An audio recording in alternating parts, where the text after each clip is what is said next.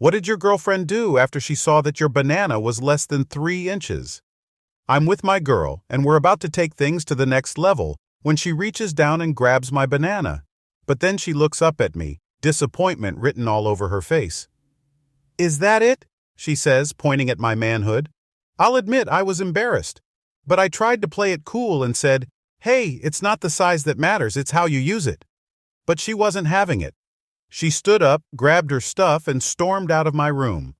I was devastated. I thought she was different, but I guess she was just like all the other girls, only interested in guys with big bananas. But then something amazing happened. I got a call from my girlfriend, and she sounded really upset. She said she'd been thinking about what happened between us, and she realized that she was being shallow and unfair. She said she didn't care about the size of my banana. She cared about me. I couldn't believe it. I was so happy, I started crying. We got back together, and things have been great ever since. It's been a few weeks since my girlfriend and I had that conversation. It feels like we're closer now, more connected. We've spent a lot of time talking about things, exploring each other in different ways. I've never felt this comfortable with anyone before, and I think she feels the same way. Last night we were lying in bed, talking about everything and nothing. I was feeling brave, so I brought up the incident from a few weeks ago. I wanted to know why she reacted the way she did. She looked at me and I could see the pain in her eyes. I'm sorry, she said. I was wrong. I let my insecurities get the best of me and I took it out on you. I shouldn't have said what I said. I reached over and took her hand. It's okay, I said. I understand. We all have insecurities. She smiled at me, and I could feel the tension in the room dissipate. We kissed, and it felt like fireworks were going off inside me. I knew I loved this girl. We started fooling around and I could feel myself getting hard, but instead of feeling self-conscious, I felt confident. I knew she loved me for who I was, not for the size of my banana. We made love that night, and it was like nothing I'd ever experienced before. We were both completely present in the moment, enjoying each other's bodies, giving and receiving pleasure. Afterwards, we lay there, exhausted and content. I looked at her, and I knew I never wanted to be without her. I love you, I said. She looked at me, and her eyes were filled with emotion. I love you too, she said. From that moment on, our relationship only grew stronger. We explored each other's bodies and minds, learning everything there was to know about each other. And even when things got tough, we never lost sight of what was important, our love for each other. Looking back on that night when my girlfriend grabbed my banana and then stormed out, I can't help but feel grateful. If it hadn't happened, we might not have had that honest conversation, and we might not be where we are today. I've learned that size doesn't matter. What matters is how you feel about yourself and the person you're with. When you're comfortable and confident with each other, anything is possible, and I'm grateful to have found that with my girlfriend. Since that night, my girlfriend and I have continued to grow and explore our relationship. We've tried new things in the bedroom, and we've opened up to each other about our deepest fears and desires. One day we were talking about our future together. We both wanted to go to college, but we weren't sure if we wanted to go to the same one. My girlfriend was considering going out of state, and I wasn't sure I was ready for a long-distance relationship. But then, she surprised me. What if we went to college together? She said. We could find a school that we both like and apply together. I was taken aback. I'd never even considered that as an option. But the more we talked about it, the more it made sense. We could support each other through college, and we could build a life together. So we started researching schools and programs, looking for something that would suit both of our interests. It wasn't easy, but eventually we found a school that we both loved. We applied together, and we were both accepted. We were ecstatic. We couldn't wait to start this new chapter of our lives together. College was amazing. We were able to explore our interests and passions while also being there for each other. We had a group of friends who were supportive of our relationship, and we were able to build a strong network of support. Of course, college had its challenges too. We had to learn how to balance schoolwork and our relationship, and we had to deal with the occasional argument or disagreement. But we always worked through our issues together, and we came out stronger on the other side. Now, as we approach graduation, we're both excited and a little scared. We're not sure what the future holds, but we know that we want to be together. We've talked about our plans for after graduation, and we've decided to move in together. We're both a little nervous, but we're also excited to start this new chapter of our lives. Looking back on our journey, I'm grateful for that moment when my girlfriend grabbed my banana and then stormed out. It forced us to confront our insecurities and have an honest conversation about our relationship. And it led us to where we are today, deeply in love and excited for our future together. I know that life will have its ups and downs, but I also know that we'll face them together, because, in the end, it's not the size of your banana that matters. It's the love and connection you share with the person you're with. And I'm grateful every day that I've found that with my girlfriend. As we graduated from college, I felt a sense of bittersweet excitement. On one hand, I was thrilled to be done with school and to start the next chapter of my life with my girlfriend. On the other hand, I was sad to leave behind the friends and experiences that had become such an integral part of my life. But my girlfriend and I were determined to make the most of our newfound freedom. We packed up our belongings and moved into our first apartment together. At first, it was a bit of an adjustment. We had to learn how to share space and responsibilities, and there were a few arguments along the way. But we always worked through our issues, and we found ourselves growing even closer as a result. We both landed jobs in our chosen fields, and we began building our careers while also nurturing our relationship. We made time for each other, whether it was through date nights or just cuddling on the couch and watching Netflix.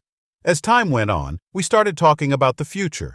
We knew that we wanted to get married someday, but we also wanted to make sure we were ready for that kind of commitment. One day, as we were out for a walk in the park, I got down on one knee and asked her to be my wife.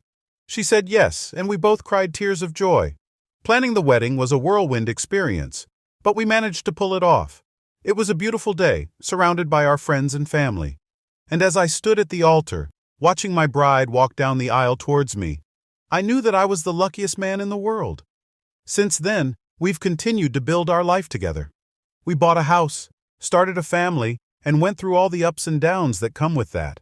But no matter what challenges we face, I know that we can handle them together. We've been through so much already, from that awkward moment when my girlfriend grabbed my banana to the joys and struggles of building a life together. And we've come out stronger every time.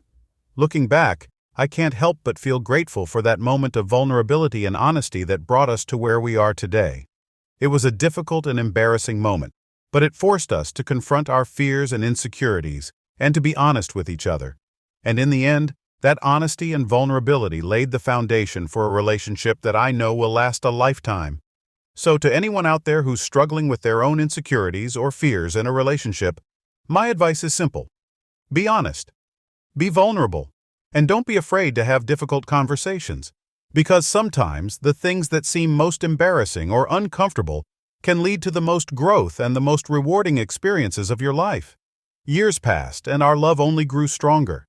We became the kind of couple that finished each other's sentences, knew each other's quirks and habits better than anyone else, and could always count on each other. As our children grew up and left the nest, my wife and I found ourselves with more time for each other. We traveled the world, exploring new cultures and making unforgettable memories. But one day my wife was diagnosed with a serious illness. I was devastated. It was a scary time for both of us, but we faced it head on, just like we had faced everything else in our lives. We went to countless doctor appointments and underwent countless treatments, but through it all, we never lost hope. We leaned on each other and on our faith, and we were amazed by the outpouring of love and support from our friends and family. And after what felt like an eternity, my wife emerged from her illness stronger than ever. It was a miracle, and we were both grateful for every day that we had together. As we sat together on our porch watching the sunset, my wife looked over at me with tears in her eyes. "I love you more than words can say," she said. "I love you too," I replied, "and I always will." We sat there in silence for a few minutes, savoring the moment and the beauty of the world around us. And as the stars began to twinkle in the sky, I knew that no matter what challenges or obstacles lay ahead, we would face them together, just like we always had. As we approached our golden years, my wife and I continued to cherish every moment we had together. We were grateful for each other, for our health, and for the beautiful life we had built. We spent our days enjoying the simple pleasures, taking walks in the park, reading books together, and laughing at old memories. We talked about the things we were grateful for, the things we wished we had done differently, and the things we hoped for in the future. But as much as we enjoyed our time together, we both knew that there would come a day when we would have to say goodbye. And that day came sooner than we had expected. My wife's health began to decline, and despite our best efforts, there was nothing we could do to stop it.